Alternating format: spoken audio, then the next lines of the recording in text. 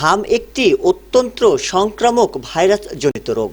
সঠিক সময়ে ব্যবস্থা না নিলে এটি শিশুর জন্য জটিল আকার ধারণ করতে পারে। বিশেষ করে বসন্ত বা গরমের শুরুতে এর প্রকোপ বাড়ে। হাম কেন ও কিভাবে ছড়ায়? ভাইরাস সংক্রমণ এটি মূলত মরবিলি ভাইরাসের কারণে হয়। বাতাসের মাধ্যমে আক্রান্ত শিশুর হাঁচি, কাশি বা কথা বলার সময় বাতাসের মাধ্যমে এটি দ্রুত ছড়িয়ে পড়ে। এমনকি আক্রান্তের সংস্পর্শে আসা আসবাবপত্র থেকেও অন্য শিশু সংক্রমিত হতে পারে। শিশু রোগ বিশেষজ্ঞের পরামর্শ: কি করবেন? বিশ্রাম ও তরল খাবার।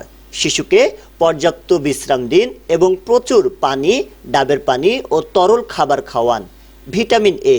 চিকিৎসকের পরামর্শে শিশুকে ভিটামিন এ ক্যাপসুল খাওয়ানো অত্যন্ত জরুরি, যা জটিলতা কমায়। পরিচ্ছন্নতা: ঈষদুষ্ণ গরম পানিতে শরীর মুছে দিন এবং শিশুকে আলাদা ঘরে রাখুন যেন অন্য কেউ সংক্রমিত না হয়। টিকা দিন। সময় মতো এমআর টিকা দেওয়া নিশ্চিত করুন। এটি হাম প্রতিরোধের একমাত্র স্থায়ী সমাধান। আপনার শিশুর কি হামের প্রতিষেধক টিকা দেওয়া আছে? শরীরে অস্বাভাবিক কোনো র্যাশ বা দীর্ঘস্থায়ী জ্বর দেখলে দেরি না করে নিকটস্থ হাসপাতালে যোগাযোগ করুন।